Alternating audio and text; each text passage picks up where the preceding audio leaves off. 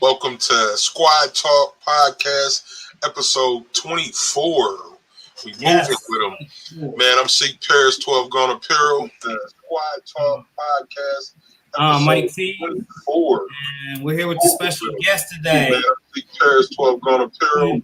Introduce yourself, sir. Mike T. 24. And we're here with the special guest today. Man, somebody got to echo. Introduce yourself, sir. Yeah, so this is Juan with Liberty Graphic Designs. That's why you see the LGBS. I'm sorry, I misspelled my name. Oh yeah. We got recoil on one of the computers. I just killed it. I'm sorry, that was me. Right on. Yeah. So, man, we just gonna jump into it, man. How long have you been in the printing business? Because you do a little bit of everything. So in the printing business, I've been since 07. In business, I've been since 05. But in printing business, it's been since 07. So what business did you have prior to printing? So before I started printing, I actually used to do what I wanted to do is I'm a soccer player. So I wanted to do soccer uniforms and stuff like that. So I used to do vinyl. And my customers, I used to sell at the flea market. The way that I actually started my business is I used to do a lot of drawings and painting. And my ex-wife, because I used to have stacks upon stacks of paintings, and my ex-wife, started selling them on the flea market and garage sales. Well, they took me to the flea market, and that's where I started selling my soccer uniforms. Well, I used to hate the flea market. But that's where I made my business. And then the customers that I used to have, they actually, when they would sponsor a soccer team, they would ask me, hey, can you make a shirt for our business? And I was like, well, vinyl is not the best way to do business shirts or construction business shirts because they ask for a lot of them. And they're like, can you screen print them? And that's how I got into the screen printing. But I learned how to do screen printing when I was back in high school. So what equipment did you start out with? I started with the plotter. When I used to do my names, for soccer players, for soccer uniforms, I used to pay a company in Dallas. I live in Waco. It's an hour and a half, 45 minutes to Dallas. And I used to call the company, send them all my names, all the numbers that I needed. They used to cut them in vinyl for me. And I would drive to Dallas, bring them back, and then start pressing all those uniforms. Well, one time I asked for a soccer uniform team is formed of 21 to 25 players. Well, one time I asked for 25 names, and the dude took the when you peel the vinyl back, how it's still sticky on the easy weed. Right. Well, he took the sheet of names, and instead of rolling it, he stuck it to a black plastic bag and gave it to me. So when I got to Waco, I went to peel it. All the ink from the bag got stuck to the carrier, and it destroyed everything. So I had to go back, and that cost me. I used to pay $5 per name for them to cut the names. So I had to go back to Dallas, and luckily I didn't have to pay again. But that taught me a very, very good lesson. I was like, I have to invest in a plotter. So I had $1,200. I went to a company here in Texas, Sign Warehouse, and I bought a plotter. It cost me $2,500, and freaking Rye. Make sure you block them. Rye beats. Just block them. We don't need any negativity here. So I drove to Sherman, Texas. It's actually Denison, Texas, and I bought my first plotter. It cost me $1,200, and what's that, JVM? And it cost me $1,200. I was so scared because I thought it was a lot of money. This is back in 06, 05. And I was like, dude, am I going to make this money back? It took me 3 months to make my money back on that plotter. Yeah, man. Yeah, it made it back quick. Oh, wow. So that's what I used to do. That's dope, man. So, I remember 2-3 years ago or so, the way I found out about you was from Joe from Hard Hustle Printing. Uh-huh. Yeah, so like, how did that? And you didn't have very many subscribers way back then. I looked, that subscriber count is getting big up there. Congratulations on that. But, thank you. I hit my 20K yesterday. Yeah, that's dope, man. Congratulations, man. Thank you. So, how did your relationship with Joe, has that helped you like further your business? Or because I know y'all used to be like thick as thieves back in the day.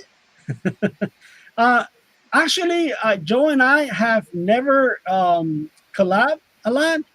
It's kind of like a friendship, but I don't think we ever helped each other. Oh, okay. I know on his 15,000 subscribers, we did a giveaway, and I gave away a flash. I think it's a flash dryer. I can't remember. I think it was a flash dryer, and it's 15,000 subscribers. But yeah, I don't think we ever collabed. You know, now that I think about it, I think Joe and I never actually made a video together. Yeah, that's crazy. So it was just one of them things, man. I guess. Okay. Yeah. Hey, you mind if I say hi to a couple of people? Oh yeah, man. Do your thing. Except Right Beats. let me say hi to Lily V, and Denise Stewart. Denise Stewart and Lily V, and unfortunately, Right Beats are my moderator. Yeah. And, right now, look, I'm wearing this is Denise Stewart. Okay. Oh yeah, that's cool. Yeah, she's really mean with me, so that's why I put this. She actually sublimated this. I created the logo for her, and she sublimated the shirt. But she kind of sent it extra sexy. Hey, that's how polyester goes, man. If you ain't showing your nipples, you ain't doing it right, man. Either she sent it extra sexy, or I made this shirt look good. Yeah, man. Let me double back on that subscribers though. You said you hit 20K yesterday. 20,000. Congratulations. Yeah, man. Yeah, man. I know you reached 10K subs in January 2021, and then on the 5th of January. That's my birthday. Oh, really? Yeah. Happy, really late birthday. Yeah, man. Right on. Yeah. So, I'm sorry. Go ahead. No, and I was gonna say, and back then I said that I was gonna hit my 20,000 subscribers by the 20th of June, and I missed it by 6 days. Wow. I was gonna say that was the initial. I was getting ready to say that. Took it right on out. Man, how did that feel? That had to feel great, man. Honestly, to me, I don't know. It just feels the same. I want to make some stuff for my 20,000 subscriber giveaway, which is going to be something like this, sublimated cup. Oh, that's dope. But I haven't done them because honestly, I've been sick all week. Like today, what I did, I actually slept all day. I popped a bunch of Motrin. I was like, I gotta get ready for the 9 o'clock. So that's dope, man. Yeah, so that's what I'm gonna do for the 20,000 K and one of my shirts. That's dope. You know, the supplies last. Yeah, that's dope, man. Mm-hmm. So, man, what all do you do in your shop? Like, so actually, we're cutting back on the stuff that we do. Hey, Raquel, how you doing? On the stuff that we do, like for example, I used to do signage. I used to do like banners. I used to do magnets and stuff like that. I'm cutting back on that. Thanks, Rye. I'm cutting back on that because I don't have enough time to do the signage. Now, if anybody here does any sort of signage, that's where the money's at. Signage is very, very profitable. So the things that we do is obviously sublimation, screen printing, or my main thing, my bread and butter is screen printing and embroidery. That's my main thing. And then sublimation, we also do vinyl, as I was mentioning, with soccer uniforms, stuff like that. I have a plasma, but I don't use the plasma for my business. I use the plasma like to make jigs. Like for those of you that actually sublimate socks and stuff like that, we cut the jigs with the plasma. Oh yeah. And the laser, actually, Cam5 sent me a laser for me to do like videos on it. And we also make jigs for like t-shirts, to to like whenever you're applying your artwork, you know, we also made that. So that's all we do. Can't remember if we made something else, but that's about it. Oh, so when you say jigs, like I have one somewhere, like the put around the collar to measure. Yeah, yeah, that one. Let me grab one so you can see it. What up, Bang Bang?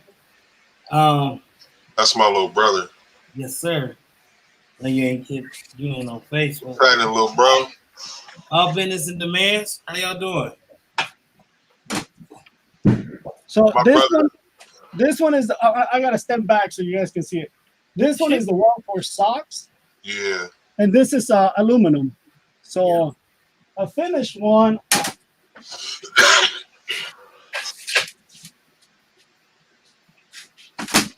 So a finished one looks like this, right? It has my logo and you know that stuff.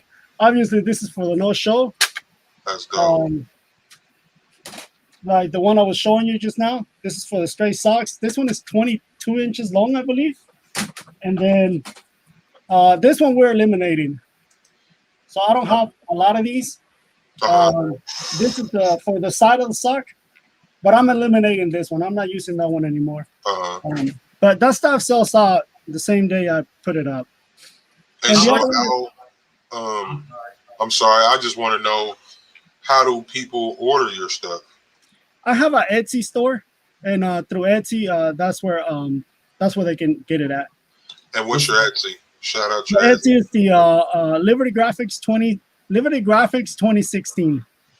That's my. We about 5 years too late. One. Nah, that's dope, man. Yeah.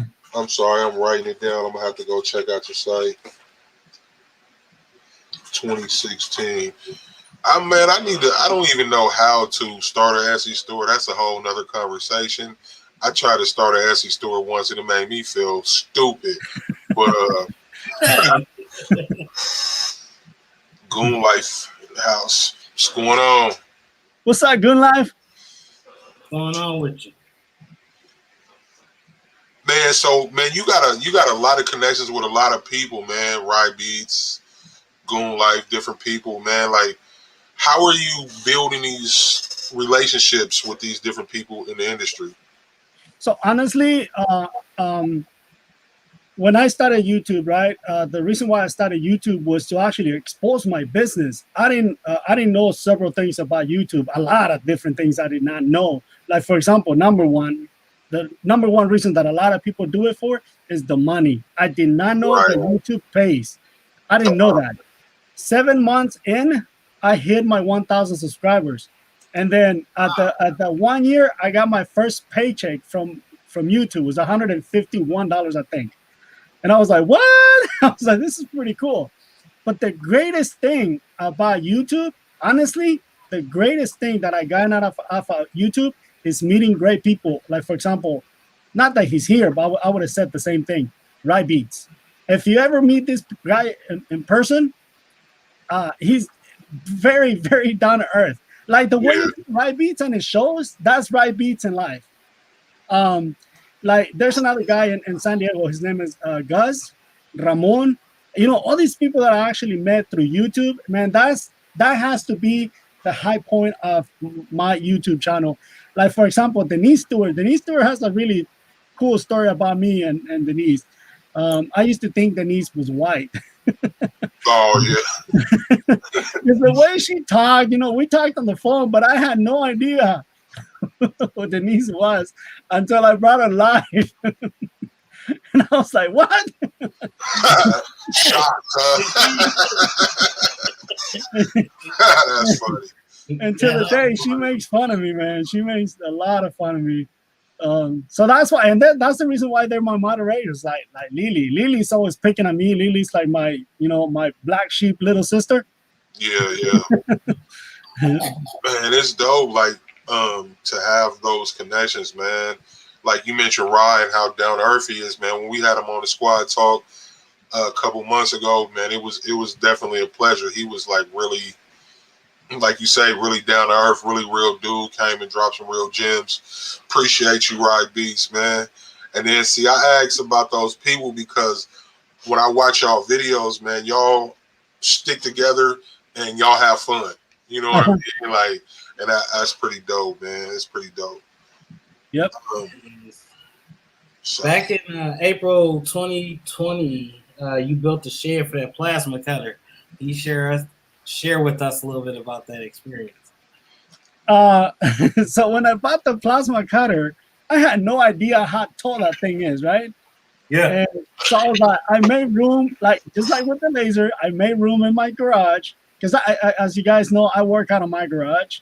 And then when I went and bought that thing, it's so tall that I was like, dude. So I wanted to buy one of those containers, you know, those shipping containers. And my wife was like, you're not investing in one of those. I was like, okay. So I went and bought a bunch of metal and put one together. So yeah, that's how I ended up. That's how I ended up building that shed for the. I still haven't even finished it. There's no doors on it. It's just a open shell. Hey, but it worked though. I see. Yeah, it works. It works because my plasma was getting wet, so I was like, I need to house it somehow. So I went and got $1,000 worth of metal and put it together. Sheesh. I'm pretty sure you made that. I'm pretty sure you made that $1,000 back real quick, though. Oh yeah. So what else? So what type of? We need some secrets already. It's early in the show. Yeah, that is. What else you got coming with that plasma cutter, man? You showed us a few things, but I know you got something brewing over there.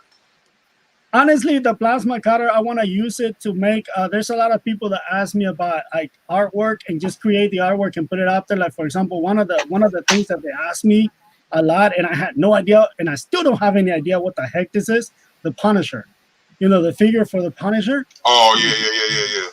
I had to watch a freaking show on Netflix to find out what that was. It's a skull. You know what I'm saying?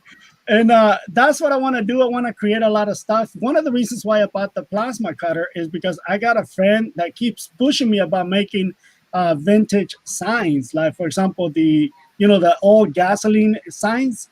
Oh, yeah, those are cool, yeah. Yeah, so that's what he was pushing me to make. And I was like, cool, I can do that. But, I kind of find out there's not enough hours in the day for me. Right. So out of your business, man, what's the thing that you move most, you sell most, or service you sell most? Better way to answer that. Screen printing. Screen printing is the number one. And then whenever screen printing dives down just a little bit, embroidery picks up. Yeah. That's the again, screen printing number one, embroidery number two, and then sublimation number three. So what embroidery machine do you run? I have a Tajima 6 head, but it's a Tajima 6 head 12 needle, but right now it's only running 5 heads. Now, I'm actually just running 3 heads. It kind of broke down on me, and I'm still waiting on parts for the head number 5. And head number 1 and number 5, for some reason, they're not cutting the thread right, so I'm not using those just for that reason. Wow.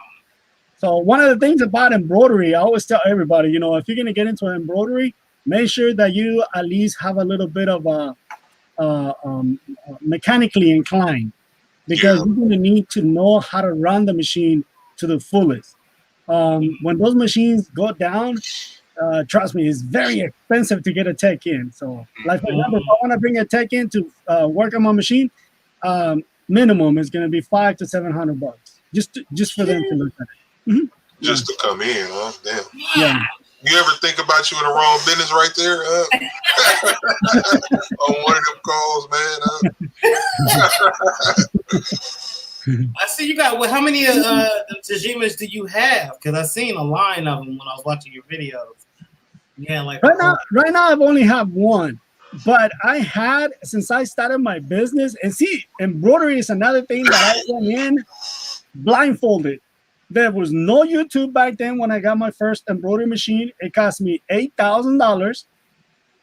I had no idea how to run a freaking embroidery machine. They gave me training for 1 hour. Damn. And the software that they gave me sucked. I mean, it sucked. You can only do letters, and you can only do like about 20 different fonts. That's it. I couldn't do logos. I couldn't do none of that stuff. So I had to get a software. The software is $2,000. So I found a bootleg copy, and that's how I learned. So I started doing my own digitizing. See, nowadays, like for example, Ride Beats, when he got his embroidery machine, that dude, man, that embroidery machine turned him upside down. Oh yeah, yeah. And then the mouse came. He didn't know what to do, and I told him, look, just stick to it, man. You'll get it. And man, right now that dude is freaking. Honestly, let's say for example, professional screen printers right here, freaking Rise like right there, as you know, as far as the work that he's putting out. So I'm very impressed at how fast he's learned in such a short period of time. Very, very impressed. Like, damn, that's pretty cool. Yeah. But I had a total of, I think it's 6 Tajimas, two what do you call it, Baradins, and 1 Cam 5. Actually, 3 Cam 5s. Damn. I'm sorry? You got those fixed, or no, they gone, the twins? I see you had the twins on one of the videos. It was giving you trouble. Yeah, no, I actually sold them. The Cam 5, actually, it was a lease. So we sent that one back because we were having so many problems with it. I lost about $10,000 in that deal. So. Wow. Damn, that sucks. That's not nothing to feel good about there, man. No. Yeah. So we got a question for you from a customs journey. How did you go about gaining experience in all of the things you offer? Great question, James. That's an awesome question. So one of the things that you want to do, this is the reason why I love this question a lot. A lot of people they're very, very talented, and I'm gonna do a little shout out right now, okay? This little doll right here was made by Denise Stewart. You see her right here in the comments right now. Yeah, that's nice. It's a handmade doll. Look, she even made a freaking hat for it. Yeah. You know, that's really cool. So what this is, I actually forgot to bring. This is an air freshener. So you grab those air fresheners, you put it right here, and it actually becomes the actual doll. Okay. Why am I bringing this up? Because this right here is professional quality. Right here. It is. So one of the things, she didn't even tell me how much this thing cost. She sent it to me for free in the shirt. The reason why I brought that up is because most people, when they're good at something, they're very bad at pricing their own stuff. Very, very bad. They don't know how to price it. So the question is, how did you go about gaining experience in all the things that you do? You want to focus on the one thing that you're doing until you master that. Once you're a master of whatever it is you're doing, then move forward to the next one, and then find the money to find the way to make money off of that. Don't grab a bunch of stuff at one time and try to master everything, because it's not going to happen. So focus on one thing. And that's what I used to tell my son, my oldest son. He used to play the trumpet, and he was like, I want to play the drums. And I was like, no, you're going to master that trumpet. And once you get good at that trumpet, then you can move on to the drums. He got so good, they gave him first seat, at playing the trumpet. And I was like, you want to go to the drums? He goes, no, I like this. So I was like, cool, But once you master that, then move on to the next one. At that point, trust me, you're not going to have problems selling your product, because the product itself, or the product is going to sell itself. And the price is going to be set more by your expertise than the actual product itself. Yes. Right. Great job. Thank you. We got another question from Ride Beats. So with the milestone of 20K subscriber, what's the next milestone? I want to hit 50,000 by the end of the year, if not 70. Whoo, okay. Yeah, hey, I want to hit 52 and 72. Hold on. I'm right behind you with that. Man, So when you hit that 50, what's the plan for the 50 or the 70? Be above Stan Banks. Oh yeah. he's a 83. So. Yeah. You know, funny story. You heard that. Yeah. Funny story. When I started my YouTube channel, I told my wife, I actually made a chart of all the things I was gonna do and all my goals that I needed to hit. And I told my wife, I used to watch Right Beats when I started my business. Right Beats was like around 500-600 subscribers, and then Vega 23 was just a little bit more. And I told my wife, I'm gonna catch up to that guy, and then I'm gonna surpass him. And then I'm gonna catch up to Vega 23, and I'm gonna surpass him. When I hit my 1,000 subscribers, Vega 23 just hit his 1,000, and Right Beats was like around 900. And I told my wife, "See, I told you." So I already beat both of my goals. So now the next one will be 50,000, and then Stan Banks. Stan is definitely the front runner in this industry, man. Shout out Stan Banks, man. That's my guy, man. Yeah. So that's funny you said Stan Banks, man. Everybody want that, but I lost my whole train of thought. I'm sorry. I'm sleepy. I work today. I got a job besides this t-shirt stuff, so I'm tired, man. So you in Texas, and I heard, Seek, you said it's a heat wave. Well, I'm going to let y'all know right now, Ohio can't make up his mind. We don't know if we want to be hot or cold, or if we want to go back to snow or just be raining out here. It's hot as hell up here right now. It's like 101 today, and then it's supposed to be 112 tomorrow. Oh, that's a little hard. Yeah. Yeah, I'll keep that. Cool. Good thing I got ACs up in here. It's cool. It's cool as a glass of ice water right now inside, but till you go outside, good Lord. Yeah, Texas, you have to have an AC. Yeah, and a swimming pool. Yeah. What program do you use to keep track of your inventories and the stuff that you're running? Oh, man, that's very easy. That's the easiest question ever. Okay. My wife. Best thing smoking, man.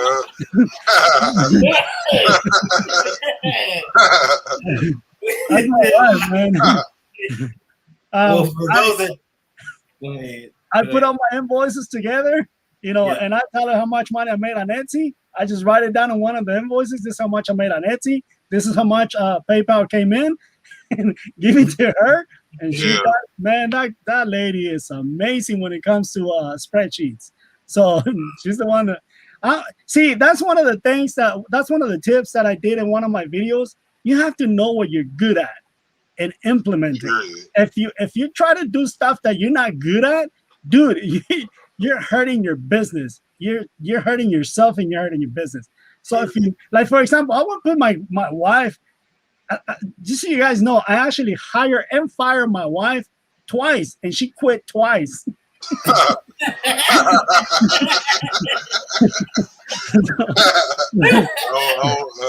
that go? How was that couch, huh? I didn't ask her. I didn't ask her how the couch was. That's funny. No, I myself, before she sent me to the couch, I was like, you know what? I know my place. Like I said, no, you get out and implement it. I was like, honey, grab my little blankie. Yeah. Prepared, huh? Yeah, you gotta know your place. Definitely do, man. So in your arsenal, you do vinyl, sublimation, screen print, plasma cutting, and embroidery. Your top go-to is screen printing, and you do embroidery second, and then I'm just trying to consume all of this. Like, is that difficult to switch back and forth from one thing? So let's say you do an embroidery today. Tomorrow, are you doing sublimation? Or is it like a straight week of one set process and then you move on to the other processes? So I don't get tired of everything. I actually work a different way. I work by customers. So today I'm gonna finish this company's job. Tomorrow I will do this one, or I can do 2 jobs in one day, 2 or 3 jobs, depending on how many garments there is. That's how I do it. So, say for example, like tomorrow I have to, not tomorrow, Monday, I have to do screen printing for one company. And if I finish everything in in a good amount of time, then I jump onto the next one, and that's how I do it. Embroidery, just so you guys know, once you get into embroidery, and if you're good, he also does welding. Yeah, I also do a little bit of welding. Embroidery, if you're one of those that hit, like for example, like Ride Beads, let me tell you, that embroidery machine can run 24/7 if you keep at it. So if you guys, anybody wants to get into embroidery, I will tell you the same thing I told Rye. A single head is not enough, especially if you promote it a lot. So yeah, but to answer your question, I actually work by a customer or the company or whatever it is I'm doing. It's more so with embroidery, what would you suggest a beginner to start with? So I would do the same thing the Ride Beats did, which is the same thing I did. I actually bought a used Tajima. It cost me $8,000. Rye got a way better deal. His cost him $5,500, $5,000 or $5,500. That's a steal for the machine that he has. I will go into that because Tajimas, even though they're older machines, for that price, because if you get a new Tajima, it's going to cost you anywhere from $25,000 to $30,000 for a single head. I will still go with one of those because I wouldn't recommend somebody to get a hoopty versus getting a good, reliable Toyota, or if you can afford a little better, BMW or Mercedes Benz. I would recommend somebody to get a BMW versus to get a hoopty that it's going to be a fixer upper. So I will say, if you can afford $8,000, get you a good used Tajima or a Baradin or a ZSK, and start that way. And just know, embroidery machines do not come with software. When you invested that $8,000 initially, did you have any fear of making your money back, or did you go in knowing it was going to come back? Shoot, let me tell you the reason why I bought the machine. I bought the machine because I had customers or construction companies that were ordering 200 and 300 shirts. Wow. And I hated it because I was losing customers because it was 200 to 300 shirts, right? And they wanted 10 hats, and I could not make the hats, and I lost the entire job. So wow. That's how I got an embroidery machine.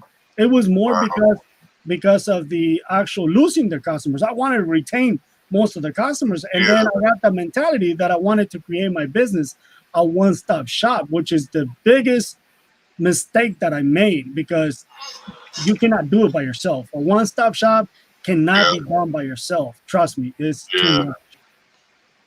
So with that said, definitely suggest outsourcing. Yeah, yes. We got another question from a cousin's journey. What advice can you give to a person who would like to learn screen printing but is intimidated by the learning curve?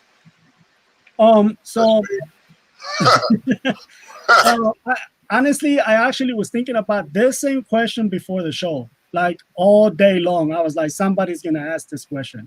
And I was thinking about the answer. And this is the answer. Don't be scared to start. Mistakes are going to be made. When I used to work at Nordstrom's, they used to teach us to expect a no. Like whenever you're trying to do a sell, whenever you're trying to do something, expect a no. If you expect a no, or if you expect just a little tiny bit of defeat, you won't be disappointed. But if you expect professional work on your first job and you don't get it, you're gonna be defeated and you're gonna be disappointed. You wanna give up. So know or get in screen printing or whatever business that it is that you're gonna get in, knowing that you will mess up. I don't cuss. You will be the effing up. Know that that's gonna happen. This is part of us being human. You're gonna mess up. Buy t-shirts that are very cheap. Go to Goodwill. Go to Salvation Army. buy those 50-cent shirts. Buy those shirts that you can get like 20 for $10. Everybody's gonna be like, "What do you get 10 shirts for $10?" Right. Get something that is gonna cost you very, very small, so you can try it, because you will make mistakes, a lot of mistakes, and trust me, that's how we learn. Screen printing is very profitable because the investment, especially on ink, like for example, to print a shirt front and back, it's very, very rare that you're gonna spend more than 15 to 20 cents per shirt on the screen printing part. So it's very, very good. Once you get older like me, it's not as easy because it's a lot of force unless you have muscles. Yeah. Don't be scared. Don't be intimidated. Just go for it. So what supplies would you suggest? What types? So water-based is one of the easiest inks to work with, but a lot of people is actually intimidated of water-based because water-based, I didn't raise any money for that struggle.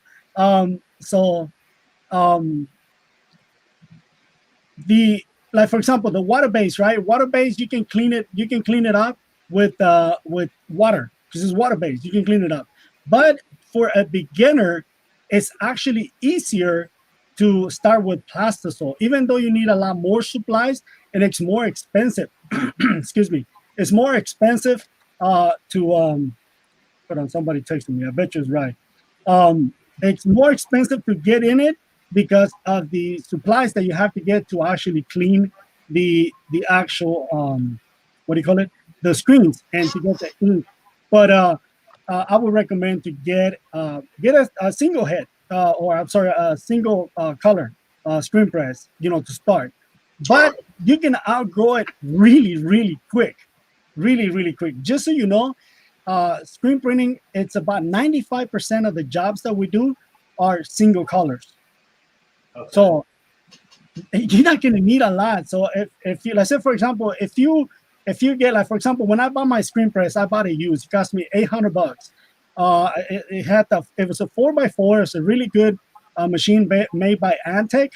It was Antec Tracer. It's a 4x4, and the dude that I bought it from, he gave me 8 wooden screens, and then he gave me the tip of where to buy all the ink. The gallon of ink back then used to cost me about $50. Right now it's almost double, but ink lasts forever.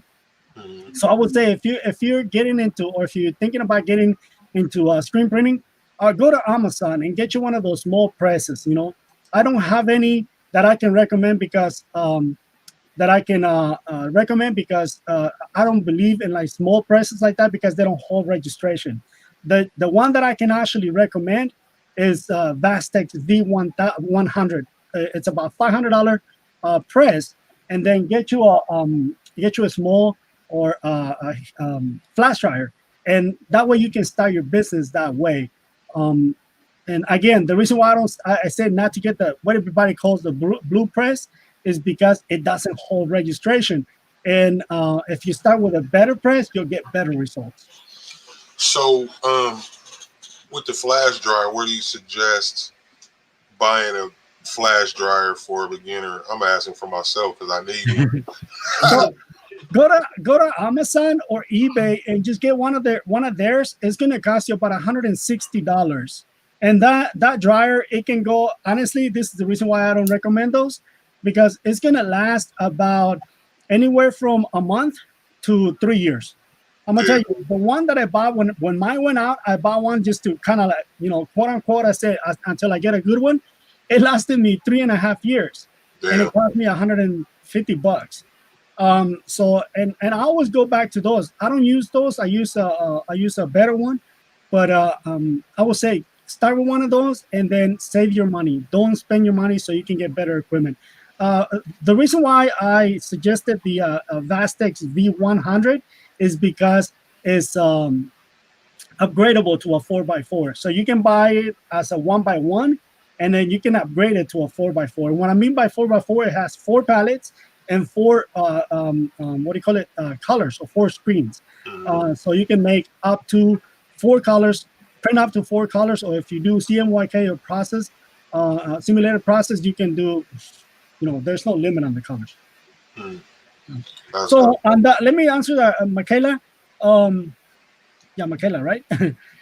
Pigment, it's better. So pigment, all the inks are pigmented. So I think what she's asking is like, I think what she's asking is the, thank you, Tiza, please. I think what she's asking is there's actual kits that you can put together, not put together, right? You buy the kit and then you buy one of these right here. You need one of these right here, and then you can create your own colors. So if you buy the kit, this is called a Pantone book. They just went up. This thing right here, so I'll show you two of them, cost $175 for a piece of paper. Book. Yes, wow. They're not that big. But anyways, each color has a number, as you can see it right there. Oh, right there, 7716 or something like that. Yep. So, and that gives you a formula, and I believe that's what Michaela is asking. Pigment. So, water-based, that's where you can pigment your own ink, and you have a base, and then you get the formula, and you start adding all these little colors to create your own color. Can we go back to that question from the struggle? I want to answer that real quick. Yeah. Right there. Oh.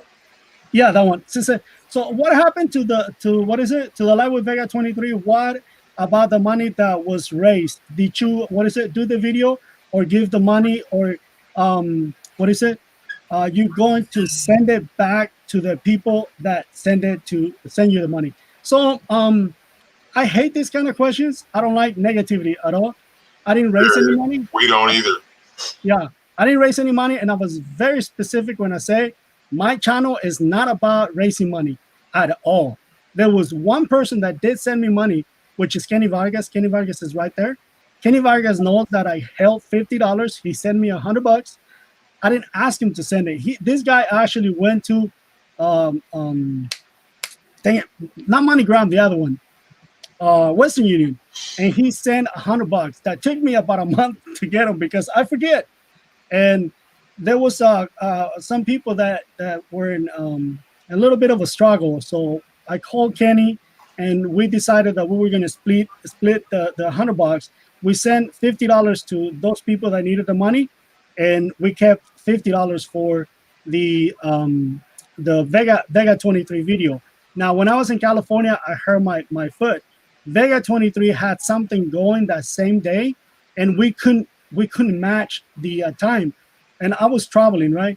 So I was like, I can't, because we were trying to get it for Sunday, but if I did it Sunday, that would be me wasting 2 days, and it'll cost me an extra $400 of hotel.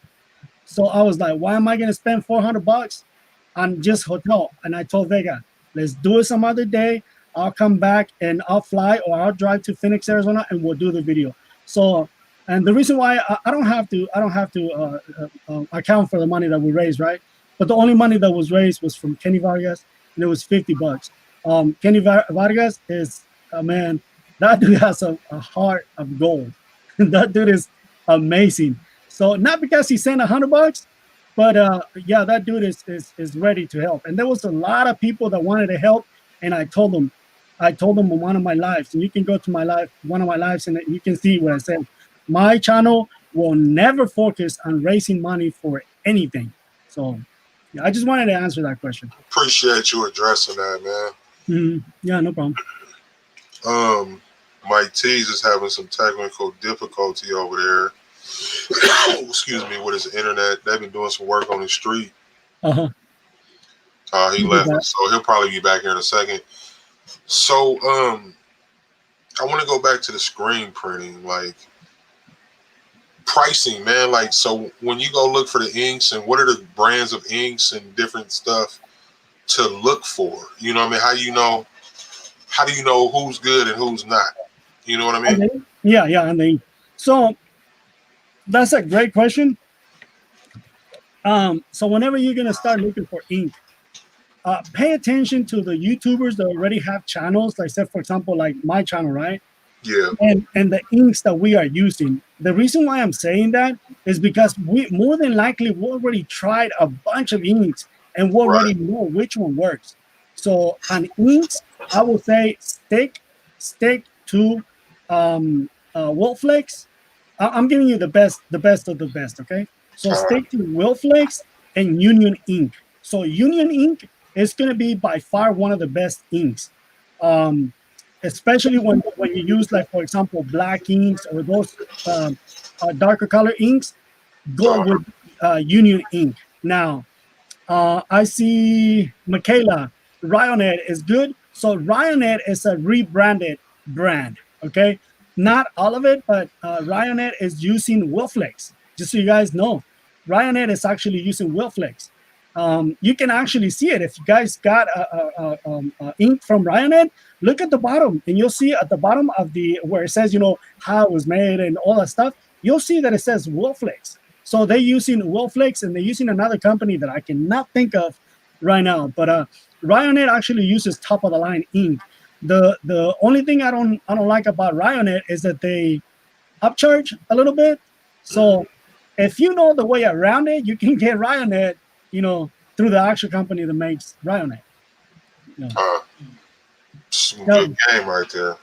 Yeah, but again, now if you're gonna go with water-based, there's two companies that I will recommend. One of them is Permaset, and the other one is oh man, I can't think of the name. What is the freaking name? Right? Can you help me? everybody will tell you what kind of oh man, I can't remember. So Plastisol or water based, like, yes. How do you tell? Is it per job, or how do you determine which one you should use? Because everybody knows Plastisol. You know what I mean? Yeah. So yeah, you can determine that by job. Like, for example, me, if I can, I will use water based. So every time you have light colors, like for example the gray shirt that Mike is wearing, white, any light colors, go to water-based, because water-based you cannot feel it. So water-based and sublimation are gonna feel exactly the same. They're gonna feel exactly the same. So once you print it, you can feel water-based, but once you wash it, there's nothing. There's no feel on it. Now, one thing about California or the West Coast is they like their ink. They want to feel the ink. So Plastisol will be king over there.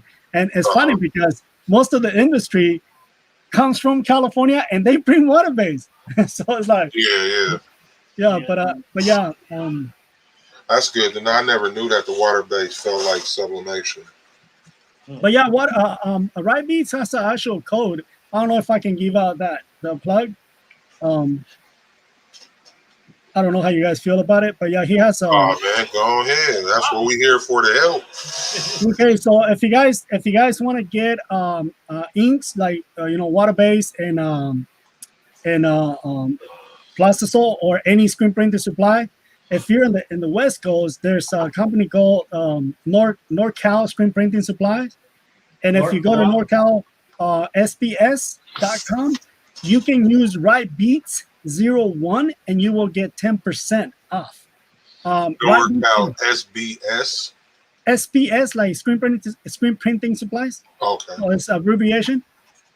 And I also have one. And just so you know, guys, this plugs right here, this tips, we don't get any kickbacks. Wright said that he doesn't get any kickbacks, and if he does, yay, he deserves it. I don't get any kickbacks. So if you go to River City Graphics, they're based out of Austin, Texas, and use Liberty 01, you can get 10% off. Now, here's the thing. When you order from these companies, you will have to have a tax ID number. So you guys don't have to pay taxes. If you don't have tax ID or reseller's permit, they will charge you taxes, FYI, okay? Because I got a couple of emails saying that, hey, we went to River City Graphics and they asked us, or we had to pay taxes. Now, River City Graphics uses, I'm actually using their ink right now, and their ink is awesome, especially when it comes to metallic ink. It's freaking awesome. I never tried any ink that looks or that acts better than that. is their own ink, and it's a low cure ink. It's probably the best low cure ink. It sounds like I'm getting kickbacks, but trust me, I'm not. So you said that it was NorCal SPS and the code was RyBeats 10? 01. Oh, 01. Okay. Yeah. I don't know if Ry can put his discount code. I was trying to spell it out and put it up here. NorCal, NORCAL. Look what Ry said. I don't get anything. I use the same code. Michaela, what do you want me to repeat? I think she meant the codes and sites. Oh, okay. Hopefully I got that right when I put it up there. Is that right, Liberty? NorCal SPS. Yes. Okay. I believe that's what it is. And yeah, the no, RyBeats all together. Okay. So no space on Ry. RyBeats. I don't know. Ry could have typed it down, but he's so lazy, can't use his fingers. He's probably eating right now. He got all that candy. You sent him all that candy. That video. No. Actually, oh, go ahead. What is that? Yeah, there you go. RyBeats. Oh, RyBeats 1, no 0. I'm sorry, I was giving you the wrong code. So his RyBeats is 1. And that one is to NorCal. NorCal Screen Print Supplies. And that's NorCalSPS.com. Right, is that the correct address? He's the one with the discount code, and he's not typing it in. He just texted to me. Hey, Juan, the codes and the links and all of that, bro, you can share. We hear the next people that's trying to get into the industry. This is what we call reciprocated love as far as that goes. There's no and the kickbacks. If you is getting kickbacks or receive kickbacks or however you call it from somebody on your channel, I believe you deserve it. They took the time to watch your video. You showed them what you use in that video. And if you so happen to get a commission because they decide to use the same product, so be it. Yeah, I agree. Also, we built this platform, man, just to help. You know what I mean? So if even that little 10%, whatever it may be, you might go spend $100 and save 10. Yeah. It will still help somebody. You know what I mean? Along the way, because I wrote it down right. I'm going to. I hope you get a kickback. Hell, when I get my screen print stuff, that's where I'm going. So. We appreciate the gems. Trust. There's definitely gems over here. Man, so you said you do vinyl on your soccer uniforms, right? Uh-huh. I'm just curious, man. You do screen print and all this different stuff. What kind of vinyl you use? So I'm an easy weed kind of guy. So I love easy weed because it works. It just works. Yeah. So on my videos, I'm gonna show you stuff that works. That really, really works. Yeah. Now, everybody used to tell me about stalls, and I was like, stall sucks. And anyways, one day I got the brightest idea. I started selling vinyl. So I called Easy Weed, and I started, I wanted to start my own, store selling vinyl and stuff. Yeah. Well, Easy Weed did not let me because there's already somebody near me selling it, and they won't let two people sell it within so many miles. So I called Stalls, and Stalls gave me the said, yeah, we'll sell it to you. So I started selling Stalls, and that's when I actually tried Stalls, and I really liked it. Not all, because Stalls confuses their customers, but they have like 100 different types of vinyl. Yeah. And I'm not exaggerating. They have a lot of freaking vinyl, but their Premium Plus and their Thermal Flex, those two work perfectly. And I stopped actually selling their vinyl because I found out that my actual customers were actually Googling Stalls, and they were getting the vinyl through Stalls. And I got mad, so I called Stalls, and I was like, how do you want your suppliers, not suppliers, but your vendors to be successful if you're undercutting them? They're like, what do you mean? I said, well, you're telling me to sell the yard at $8 a yard, but yet my customers can go to your website and buy it for $6 a yard. That makes no sense. So they don't have no type of competition clause, huh? Yeah. So I was like, dude, that's not cool. So I ordered, another big order because they actually, like, for example, my account, I needed to order $15,000 a year.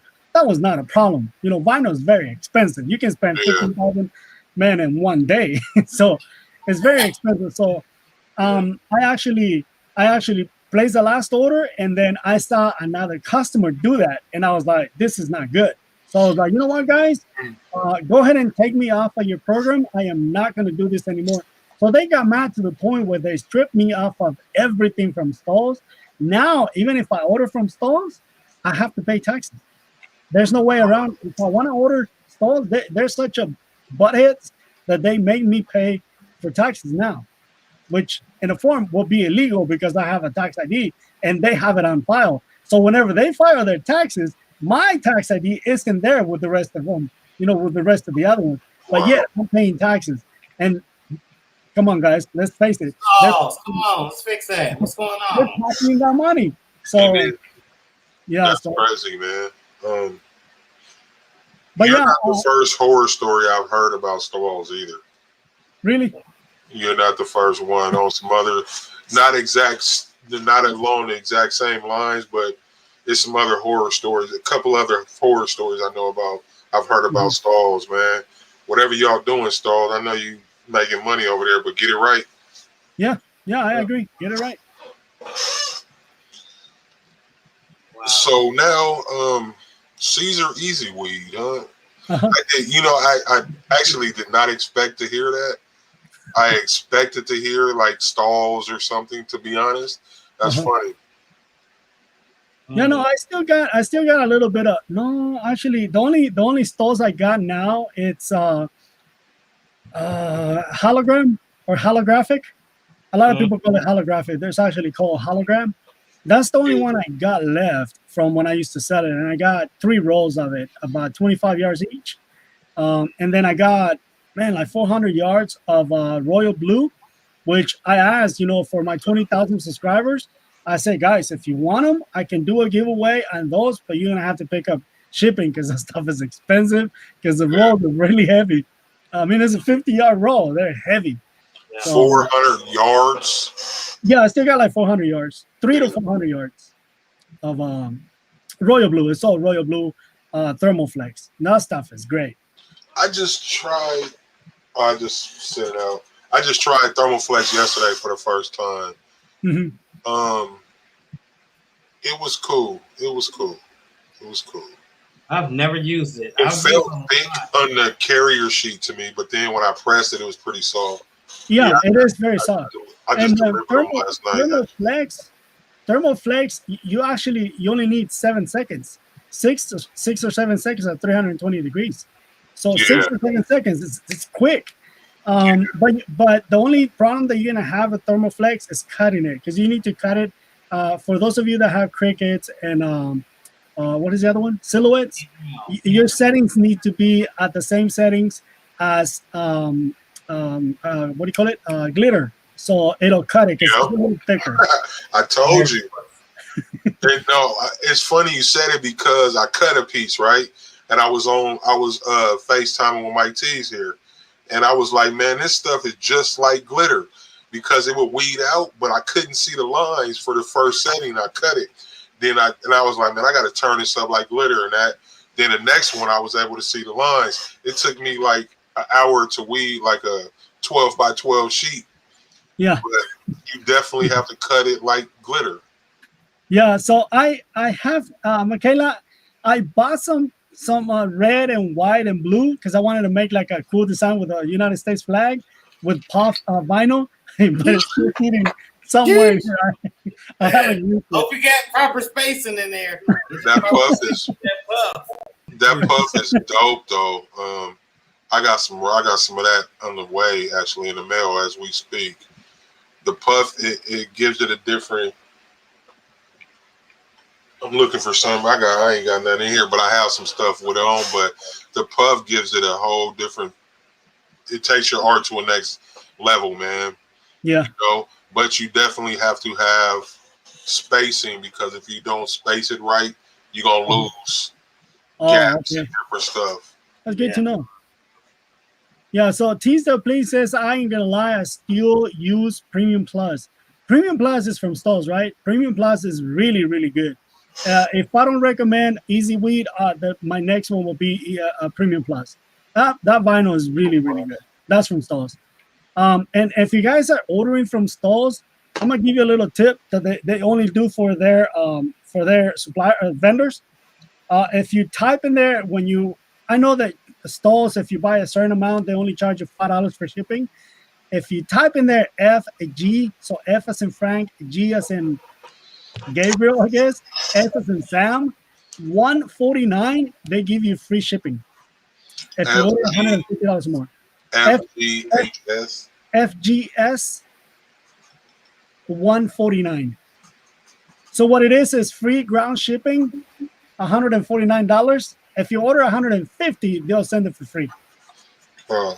Yes, FGS 149. I started telling whenever they kick me out, I started telling everybody, hey, just go. That way they have to pay for shipping. Look at y'all. Y'all get some good gems tonight, man. He lays us with a lot of knowledge. Yeah, Marlon, I did that. I cut it. My force was at 8. Blade was at 10, man. Yeah. So what is your favorite vinyl then? Since you use the Siser and then the thermal, what would you say is number one? Man, I would still say Easy Weed. The only thing that they changed their formula, and these people do not tell you when they change their formula. I hate it. Because if you make a mistake now, dude, try to get that stuff out. The VLR ain't working?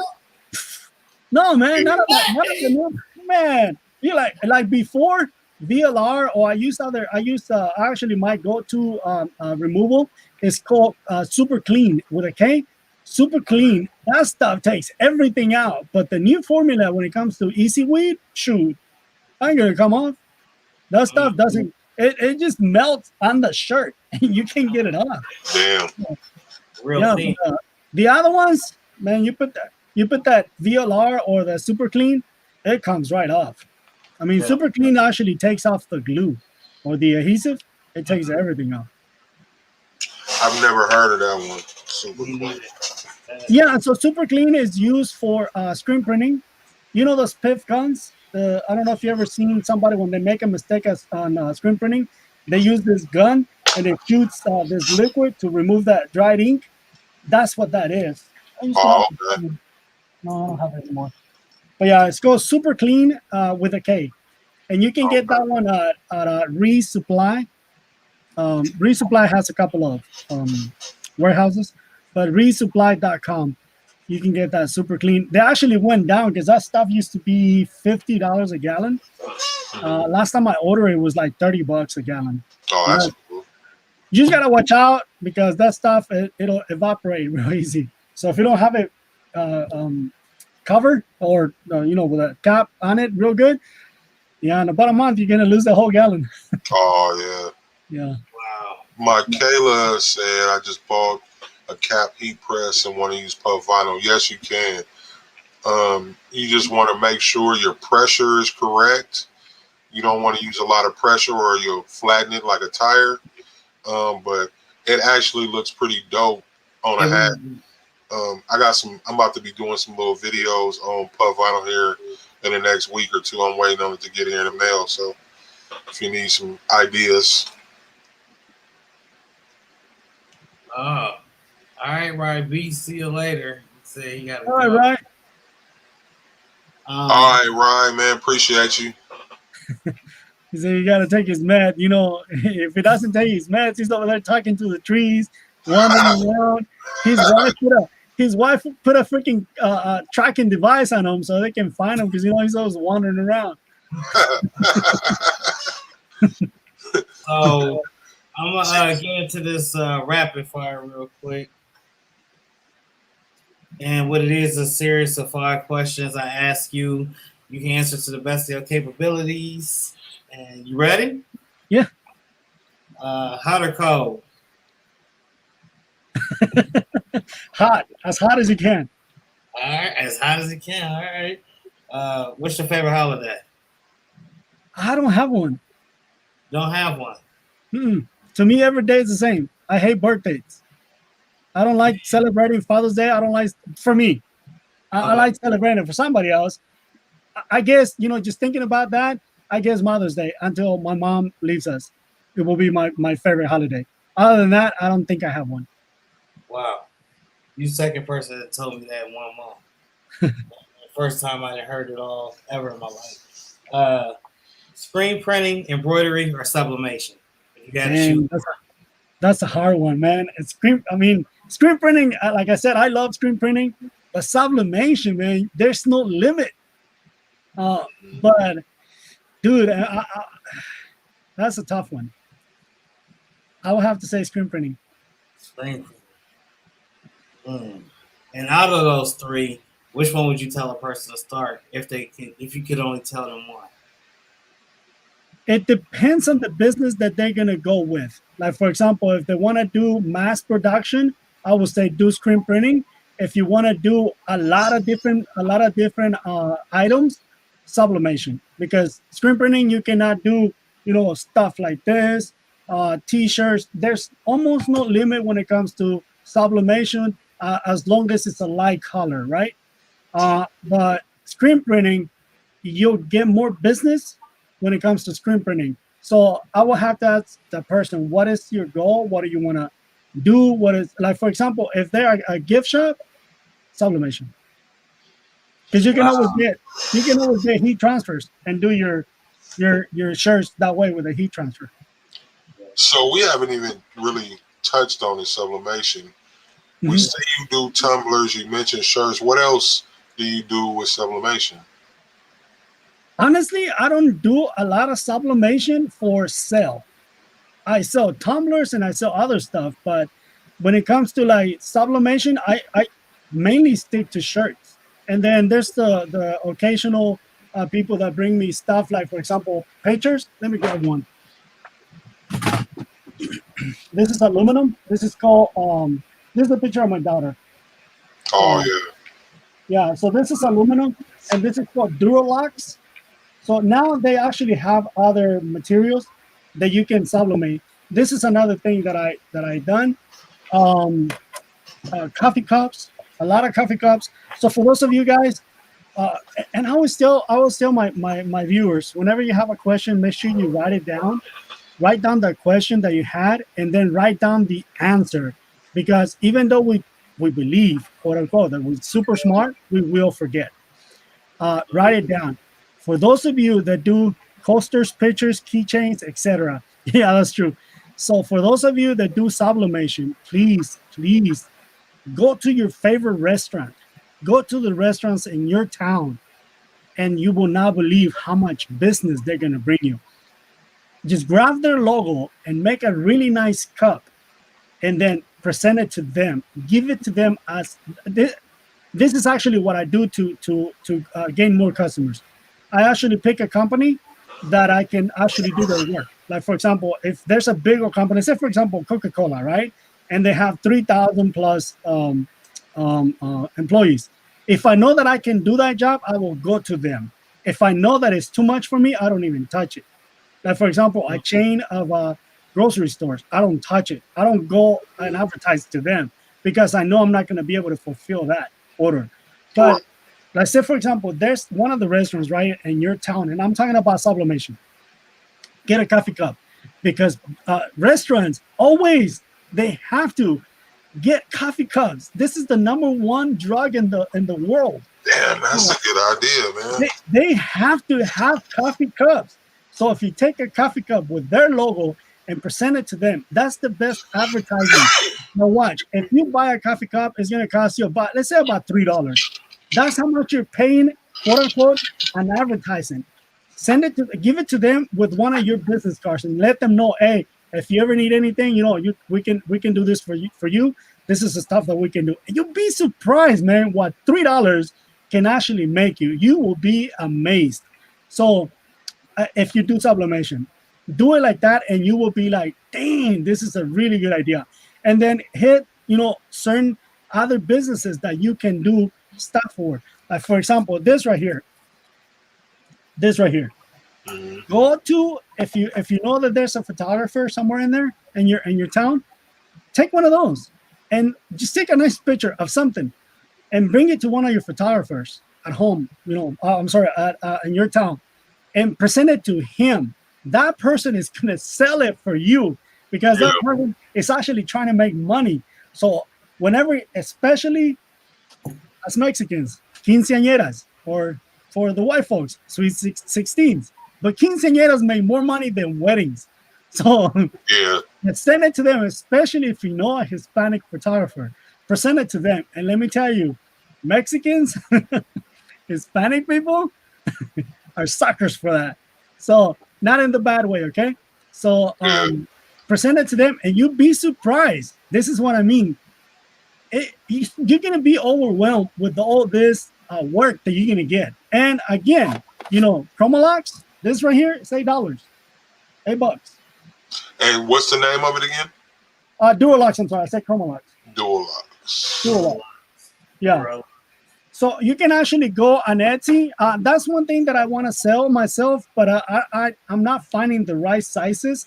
The one that they're selling is a little smaller than that. So pretty soon I'm going to start selling that.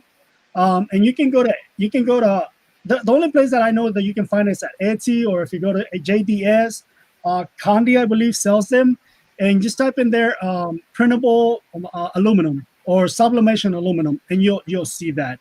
So, and that stuff right there. Again, if you do sublimation, especially if you're wanting to get like a killer printer. Speaking of that, so when you want to get a new machine, a new piece of equipment. So what I do is, say, for example, when I bought my sublimation printer, my Epson F570, it's a $2,500 printer. I myself sit down and I do the math. How much of one thing do I have to sell to get that printer? So I know that I have to sell, let's say, for example, if the coffee cups, I can sell them at $6 to $8. How many coffee cups can I sell to make $2,500? Remember, you have to buy that coffee cup. For example, I need to sell 600 coffee cups. So I'm gonna set my goal to sell 600 to 700 coffee cups, and that will make my money to buy that printer. So that's one way of getting your stuff for free, is make that printer work for you. So how many of these can I sell to make $2,500? And that's how I got my printer. I started saving up, and when I got the $2,500, I called GSG and I said, I need one of these printers. And I did it with a 2720 that I had converted. Yeah. You just dropped a lot of knowledge on this. And the 27 said you did it. Mike, we're not even at 2%. Yeah. Sublimation. There's a lot of stuff that we can sublimate on. A lot. Yeah. And you said you did that with a 2720, and that's what, 8.5 by 11 is the biggest size? No, the 2720 is actually a 13 by 19. Oh, okay. Yeah. So Frankie has a question. Texas Finance Apparel. What would you call somebody that outsource screen printers or crafters? Neither, because somebody that outsources, they're neither printers or crafters, because they're not doing the work. They're the middlemen. They're actually brokers. I myself don't like brokers because they take the biggest chunk. Say, for example, people like me, if I was to deal with people like that, which I used to do in the past, I cut that. I only have one customer that I do work for. And the only reason why I work with him is because he has a killer freaking line. That's the only thing. Most of my printing, I cannot show videos of, because most of the stuff that I make, I cannot show it because it hasn't been released. So I can show you guys videos of the stuff I'm making. So reading that stuff made me lose my train of thought. But say, for example, if I'm going to sell a shirt for $15 per se, right? Yeah. And I got to make 100 shirts. That's $1,500, right? And at 100 shirts, depending on which shirt I got, that cost me $200 to $300. So I can pocket about $1,100. I know you guys are going to be like, that's $1,200. Yes, but there was other expenses like ink, stuff like that. So I can pocket $1,100. The thing about working with a broker or somebody that outsources, you cannot charge $1,500. I'm sorry, you cannot charge $15 per shirt. That person is going to be paying, or that person is going to want to pay anywhere from $3, probably less, $2 to $3, and they're going to try to get it cheaper than that. So look what happened. So now you make the same 100 shirts, and instead of you making up to $1,100 in profit, you only made $200 because that person only paid $2 per print, $3 per print if you're lucky. So that sucks. You're like, dude, you make, and the other person is not selling that shirt for $15. He's selling it closer to $30. He just pocketed a bunch of money. That's why I don't like those deals, because they're the ones that take the biggest chunk, and you're the one left in the dust. What's going on, Anthony Samuels? What's up, Real Right? Said I own both the 7720 and the 2720. Honestly, use my 2720 more. I've been hearing that about that printer more and more recently. I guess since the 7720s became harder to get. No, they don't. I don't think they make the 7720 anymore. They make a different one. I think it's like 76. I can't remember the model, but the 7720 they don't make it anymore. I believe they don't make it anymore. Now the 2720 is only 8.5 by 11. So I'm supposedly making a video where I'm using different types of inks when it comes to sublimation, and the 2720 is the printer that I'm going to use. And Lily actually won one, so I'm going to use 4 printers, and 3 of them are going to get given away by the time I finish with the whole video. Lily already got one, so that's probably why she's bringing it up. Hey, reminder, huh? Yeah. What's up, man? So, Juan, how do you feel about this new DTF craze? I was just about to tap on that. Okay, so the DTF. Funny you mentioned that. DTF. It's one of those things. Like when I think DTF, to me, it's one of those things like the pharmaceuticals, that there's a drug for something and it just died, and then somebody came over and then they revived it again. It's the same stupid thing. They just brought it back up. DTF is not new. DTF was made available to the new market, but it's not new. Remember how I was saying when I started my business, I used to do soccer uniforms? Yeah. Well, when I started my business, I used to use DTF. The logos that the shirts have, like for example, if you watch a soccer game, the logos that they have, like when the sponsor logos, those logos are made with DTF. Since, man, I started my business about 15 years ago, and 15 years ago, and we were using DTF. It's just that now, again, they made it affordable to where you can buy it. Well, it's not really affordable, but somewhat affordable where you can buy it, and everybody's just like, oh, DTF. But it's like, trust me, DTF is not the greatest. DTF works really good for polyester. If you're using it on cotton, trust me, in about six months, and I'm not saying all of it, okay? DTF will actually start cracking, and it actually peels. It comes off, like the entire logo comes off. Again, not all of it, but it will come off. Now, if I was to compare DTF to not DTG, the screen printing one, the heat transfer, I will go with the transfers 100%. Go with the transfer. Don't go with DTF. Trust me, DTF. Now, if you're doing shirts, like for example, birthday shirts, funeral shirts, those one-time use shirts, even though people are going to use them more than once, then yeah, if you can afford the DTF, go with the DTF. But it's more affordable to go with the heat transfers than DTF, because in the long run, that's going to be way better than DTF. Trust me, I've used it for longer than 12 years, and it comes off. Wow. Mm-hmm. There's new knowledge on this with that DTF. I know you said this is a revamped thing that's been hidden and brought back to the light, but it's new to us. So yeah, it's just made it affordable. and everybody's going crazy. The machines is going for they are going nuts. big butts. I'm gonna try it, man. I'm about to convert a 1430. I actually got my printer for free, so I didn't have no big out the door investment. So I gotta see what it does, man. See what the hype is all about. But honestly, I can say I'm not completely sold on it yet. I'm about to get the RIP software, and I'm gonna do a 15-day trial, and I got 15 days to figure out if I like it, basically.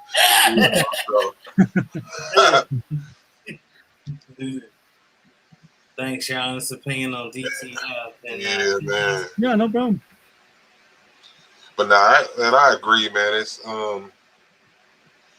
I don't know, man. It's like I said, man. I'm on the fence about it.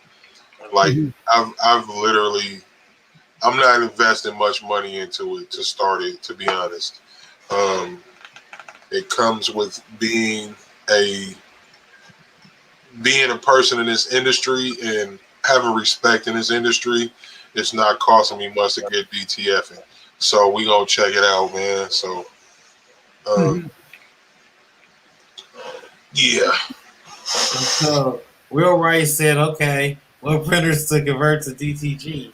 Yeah. Actually, what I just mentioned, the Epson Artisan 1430 is one that converts to DTG. There's a few videos on YouTube on how to do it. I found it, but the problem is trying to find that printer. It was a really high quality photo printer, and it's been discontinued. I can't remember what replaced it, but if you can get your hands on one of them, you can convert it to DTG, actually. The 15,000 was replaced the 1430. Right. The ET 15,000 replaced the 15,000 replaced the 1430. I mean, I have that one. I can't remember the name. And then the XP 15,000. That's a nightmare if you're trying to convert to DTF, man. That's so many nightmares with that particular printer. Watch out, man. So the Artisan 1430 was replaced by the 15,000, and the Stylus 1430. The Stylus is the one that was like $1,000 printer. That one was replaced by the ET 15,000. They both carry the same number, but the ET stands for Eco Tank. But yeah, it's amazing printers. If you can find one, see a lot of people that still have them, they're taking advantage and they sell them at like $700. It's like, dude, that printer was $350 when it was brand new. Yeah. Yeah. What about converting to white toner? I don't know about you guys, but I don't know too much about white toners, so I cannot answer that question. And that's another one of them things, man. Just like there's a lot of videos on YouTube. It's kind of like DTF in a way, where you hear people love it, and then you'll hear a whole bunch of people hate it. So it's one of them, like if you decide to get into that, you want to do your due diligence and research and figure it out, man, because it's another thing that's mixed reviews. And also with the white toner printers, you see how they faded out over time. Everybody had to have one, and all of a sudden you don't hear about them. And now DTF, so you know, so wow, little piece of idea here. Yeah. So Juan, can I see that 20,000 subscriber cup again, though? To see how many we have now? Nah, your cup. Can I see your cup you made? The cup. Look, I'm over here, man. That's dope, man. It is. It is. You want me to DM you my address? I like that, man. That's dope. I'll tell you what. DM me both of your address, and then I can actually put your names on it. Oh, that's dope. You know, but when you DM me, please put in there what you want on it. Don't expect me to remember your names, because I will send likes to you. Yeah. Right. Then you say Mike, blah blah blah blah blah blah, and then you know. So, hey, Juan, we get a lot of firsts on our channels. We need something exclusive from you, sir. You got to tell us something that maybe you ain't told nobody else. You ain't told nobody. Spill the tea, man. As they say. Like to give you my secrets? Yeah, man. We need a secret, man. What you got coming that they don't know about, or what's the next piece of equipment or something, man. Tell the truth, shame the devil.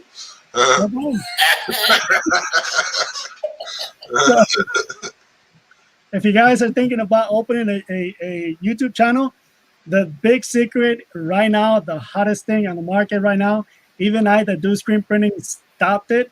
Even I have a 14 video when it comes to screen printing to learn screen printing from a beginner's point of view all the way to mastering specialty inks like glitter, glow in the darks, all of that stuff. And I stopped it. I'm not putting it out until maybe next year. So if you guys want to grow your channel, stick to sublimation. That's the biggest tip that I can tell you if you are wanting to grow your YouTube channel. Do whatever the heck it is about sublimation and just keep popping videos. That's what's going to skyrocket your channel into the next level. I'm telling you, because one video alone for me got me, I haven't checked it lately, but one video got me 8,000 subscribers. One video. Wow. It's one video. From sublimation. Mm-hmm. Yeah, from sublimation. Man, I need an 8,000 subscriber sublimation video. Hell, I don't get paid on YouTube no more, so I'm not really happy with YouTube right now. Yeah. Not even, I can't say YouTube. My AdSense account was hacked. So they said I violated, and now I don't make AdSense money off of my channel anymore. Okay. I'm in the process of appealing it, and it was hacked, clearly hacked, but they're saying it's because it was my channel and I didn't watch my analytics close enough to watch the suspicious activity. I'm at fault, but I'm appealing it. But that's what I want to say to all y'all on this YouTube. You do YouTube, watch your analytics. Yes. Watch your traffic. There was like, they were saying it was false clicks on ads and different stuff. And I can't exactly remember their wording, but pay attention to your analytics. Change your password every couple months. Because I change mine weekly. Yeah, make sure you change your password because my YouTube was hacked and my Facebook, and they started spamming people on Facebook with the YouTube channel. So, and everybody knows, anybody that knows me knows 12 on Apparel. I'm the quiet one. You know what I mean? I'm in the dark, so I'm not doing all that stuff. But make sure that you change your passwords. Google how to stop invalid traffic. Google the security measures that you can make to protect your YouTube and do it. Yeah. Because all the work you put in and not to be able to get, I mean, the money's not a lot. It's not even about the money. It's the principle. You know what I mean? You put in all that work to get to that point, and then they tell you, here, keep posting, but we're not going to pay you while they get paid from your content. So just don't do what I did. Yeah, so the Educated Natural is asking about the jig that I was telling you earlier. Actually, I just sold the last one. I actually shipped it out, but I have another one here.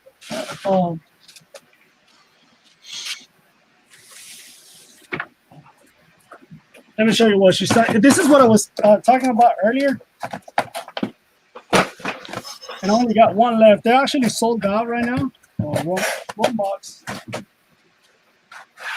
But yeah, I still make them. As a matter of fact, I have I went to go get some more material in Dallas yesterday. So this is what she's talking about. So mine comes with a ruler. And this is the actual jig. And so how much do you sell those sets for?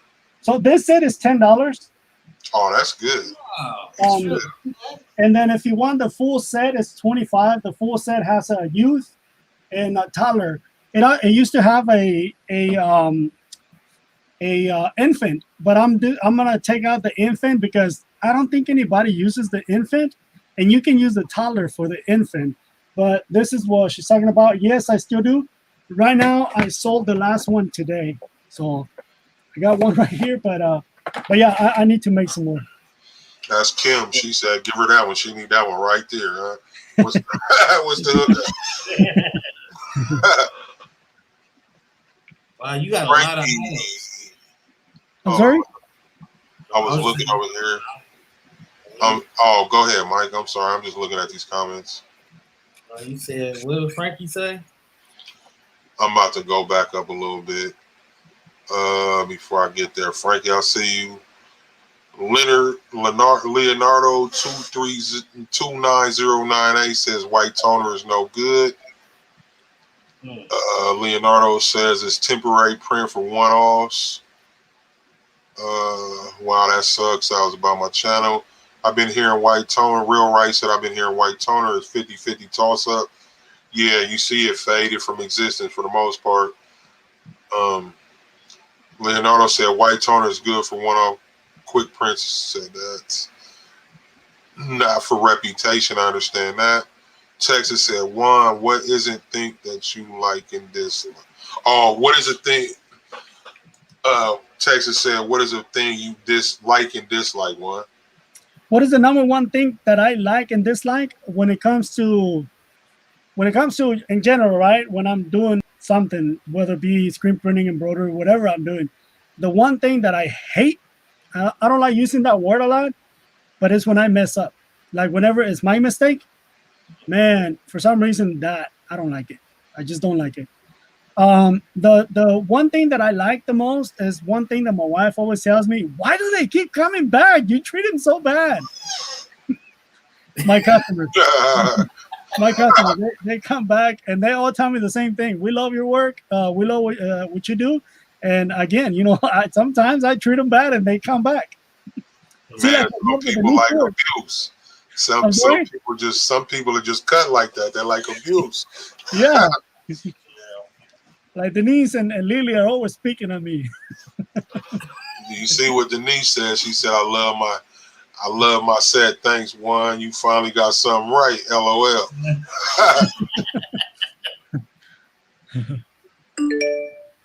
Texas asks, Juan, do you have more business from smaller businesses or big companies? Good question. Yeah, that's a really good question. So I think I would love to have big companies. I just lost a big company last year, the university, Baylor University. So I used to print for them. And not just me, actually everybody in Waco used to print for the university. And the university just changed their rules. And when they changed the rules, I was one of the ones that they cut. So that sucked because, that was a big account. So yeah, that's one of the things that I didn't like. But that's a really good question, Frankie. I want to say it's probably about 60-40. So 60 comes from more small businesses and 40 from small groups. Like, for example, horse riding clubs. I get a lot of business from them, a lot. I mean, horse riding clubs, I'm printing at least 3 clubs a week. So, and they have at least, 50, 60 shirts. So that's really good. Wow. Those small clubs are the ones that. What's Real Right say? Quality transfers always hold me down, and repeat customers don't know I don't screen print. They ain't supposed to. You ain't got to let them know. They get what they pay for. Mm-hmm. Raquel Knowles said, good night, guys. Good night, Raquel. Good night, Raquel. Lily V said, I know he act like he's bothered by us. He misses too much. What's up, best bro? Best friend, what's happening? Texas asks, do you have any car or truck club business? One? No, frankly, I haven't done any car clubs in a long time, probably 7 or 8 years. Let me tell you about car clubs, man. Car clubs. What's that, G6? Man, I love this guy. G6, pretty cool. Man, when it comes to car clubs, oh my God, if you guys got their business, stick with them. Car clubs used to show up on my shop. I used to have 2 shops. And they used to show up on my shop where I used to do all the actual fulfillment. Man, at 2 in the morning, 3 in the morning, and I was putting logos on their cars, man, at that time. So car clubs, they're good business. And for some reason, car clubs, they come and go. So it's good business because as soon as one disappears, there's another one or two coming on. Wow. But yeah, I haven't done business for cut clubs in a while. Excuse me. Big Boy said those trail rides are big in Dallas. Yep. Big Boy Prince. Yeah, what's up, Big Boy Prince?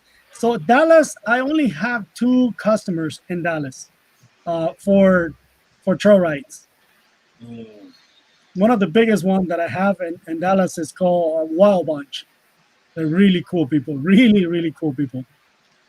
Man, I'm going to shout out Big Boy Prince, man, while we got him on here. Oh, there you go. Got the DTF inks, Big Boy Prince, DTF inks, and powders and stuff, man. Shout out Big Boy, man.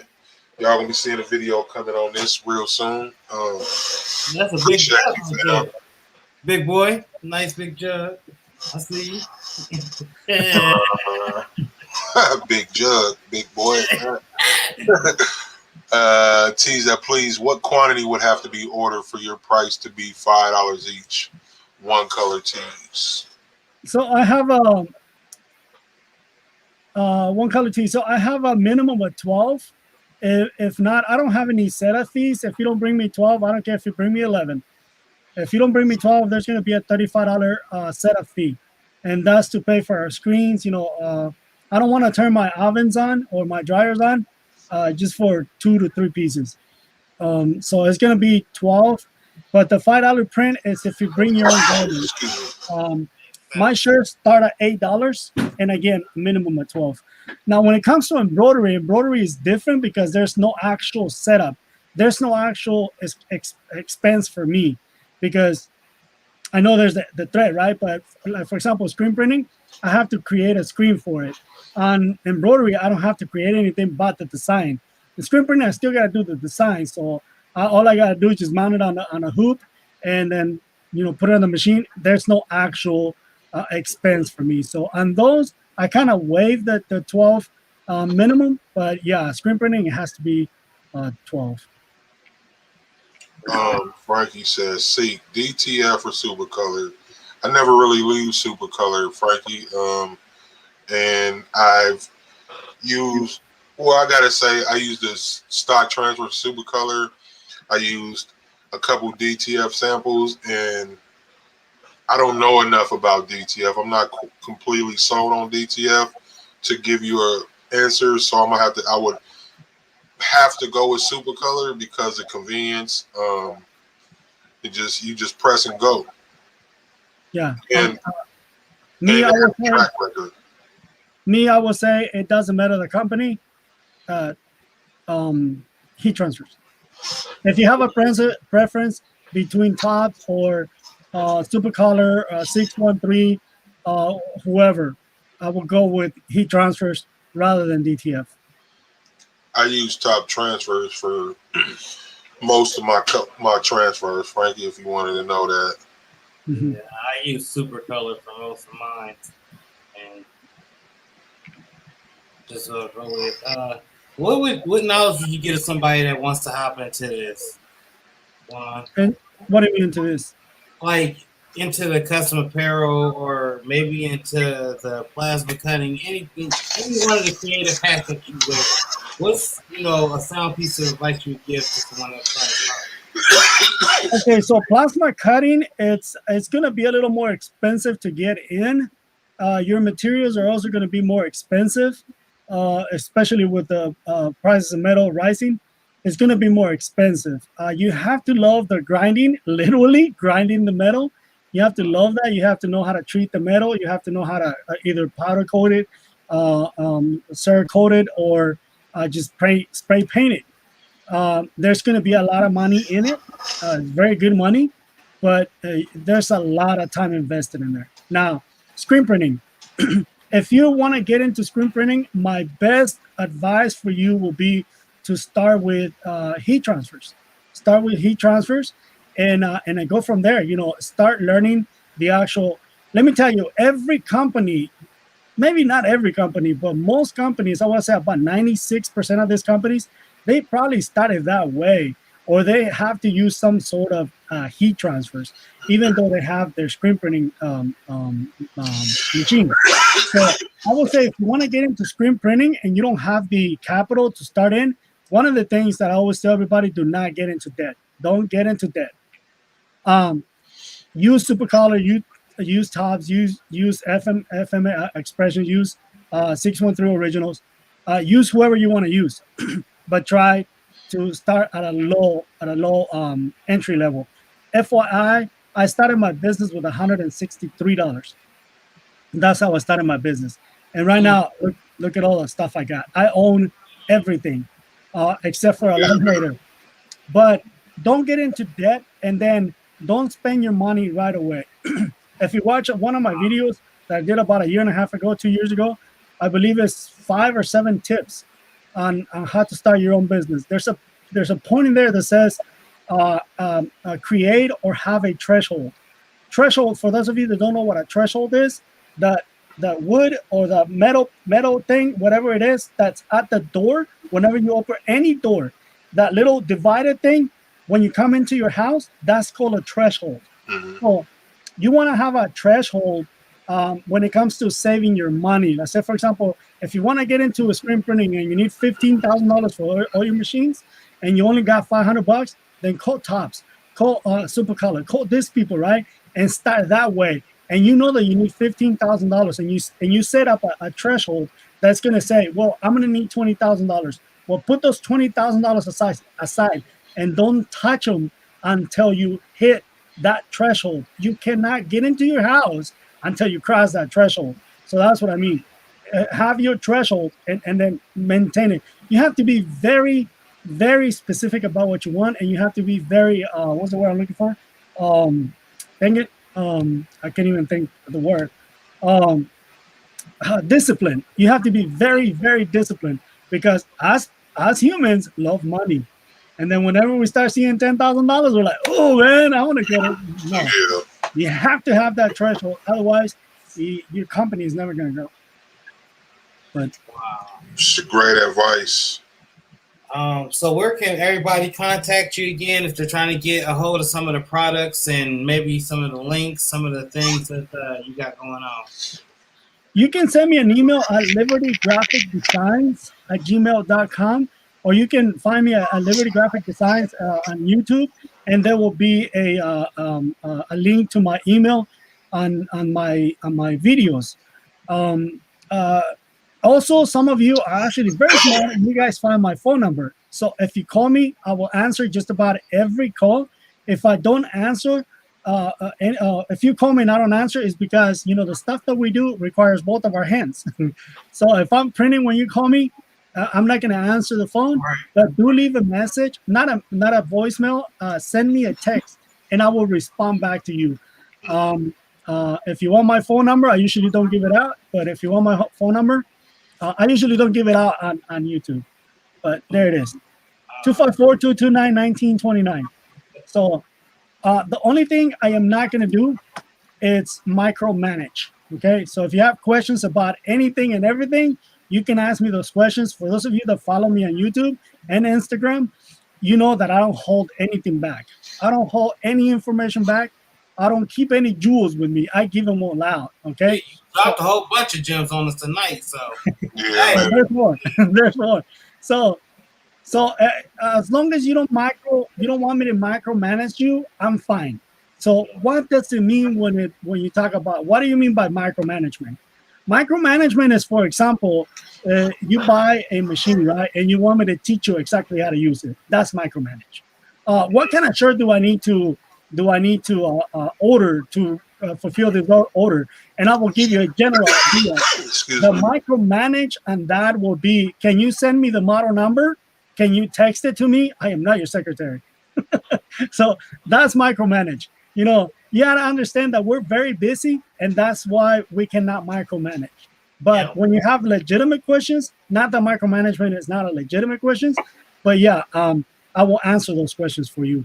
Again, so I got a lot of people that call me, and there's some people I got people that ask me the same question multiple times, and I'm like, you're not paying attention to what I'm telling you. And then I could have Googled it. Yeah. So that they don't want to what I told you. They don't want that. Wow, man. It's been a pleasure having you on the show tonight, man. Oh, it's been a pleasure being here. Yeah, you came through and you laced us with a lot of gems. I hope y'all had y'all pens and pencils ready. I know I did. Yeah, man. Information I said all this. I'm bringing in the photo. Oh, that's pretty cool. I hope y'all. I got a bunch of notes. I got a bunch of notes here. I hope I can read them. You know what I mean? Y'all go over, holler at my boy, Liberty Graphics One. Like, comment, subscribe. Get a hold of him for some of those sock jigs. You know, the cardboard. We was talking about that. I've talked about that, but now we can get that 50K. Yeah, real quick. And I want it too. I'm gonna tag on again. We'll speak that right into existence. Yes, sir. Yes. Man. Yeah, Juan, appreciate you for coming through, man. Yeah, no problem. Anytime. We would definitely like to get you and your crew. Next time we have to bring the whole crew on, man. Yeah, for real. I think that'll be fun. You, Ryan, everybody, man. So I'm a one-man crew. You tell me. Skip the rest, huh? But no, seriously, man, we should set that up, man. I would like to have like you and Rye and the rest of your people on here all at once, man, because we can go make it happen, you know. Do like a round table type of deal, you know what I'm talking about? So yeah. Set that up sometime in the near future. Yeah, definitely. Well, I got to get to work. Yeah, I got my food is calling right now, my man. Food, he can't even speak. Stomach growling. I'll put some chicken thighs. You know what I'm saying? Actually, it is. I'm about to go eat me some chicken thighs right now. I'm on camera saying I'm about to go eat me some chicken thighs right now. Look, you know I'm lying, right? You know I'm lying, right? You know I'm lying, right? You know I'm lying, right? Hey, Juan, man. Anything you want to say before we close, though? Man, if you're wanting to start your own business, trust me, there's no small business, period. So everybody started right at the bottom. You can't climb a mountain without the first step. So don't look at those people that actually are very successful and that made it to the top. Don't. I say, for example, if you want to start, I'm gonna pick on Supercolor. If you want to start selling heat transfers, don't look at Supercolor. If you're gonna look at Supercolor as an inspiration, not as a goal, because you might get discouraged. Yeah. So one step at a time, one small step at a time. FYI, I lost 85% of my business when I got divorced, and I started literally from scratch, all over again. If I can make it, man, anybody can make it. So if you're thinking about starting your own business, one thing like Zeke was saying that he still has his own job, do not quit your day job. Don't quit. There will be a point where your business you cannot put any more money in your business. Your business is going to start spitting money at you, literally. When that happens, that's when you know it's time to quit and focus 100% on your own business. Don't think that because you have a little small home-based business that you're going to make it. Don't do that. That's a mistake. Make sure that your business can support itself and the household. Once the business can support the household and yourself, you got it made. That's when you can go to your boss and say, thank you for the opportunity. It was an awesome time working with you guys. I'm going to go try this out. So don't jump all in, okay? Not at the beginning. So make sure that your business is actually self-supported. Yeah, man. Thank you for that. Thank you. Appreciate you again, man. Mm-hmm. Appreciate you. Dropped the hottest gems right at the end. Yeah, the diamond. We left them feeding real quick. I ain't never seen a diamond before. So whenever I send you these cups, I'll send you a bill with it. Oh man! So the way my bank account is set up. Hey, y'all catch us next week. Oh, my fault. I was about to do the same thing. Just wrap it up. Y'all catch us next week. We do these every week. If you like them, please like, share, let everybody know. Tell somebody. Tell a friend and tell a friend. Yeah, man. Next week we on here with Alan Wade, aka A-Dub. So y'all tap in for that one. Yep. Yeah. Tell everybody I want to hit 10K before the year ends. 10K. We all three want. Yeah, all of us need it, buddy. We all want 50K. I'll take 10. I'll settle out of court for 10. Man, right on. It's another Squad Talk. See y'all next week. Peace. Yes, sir.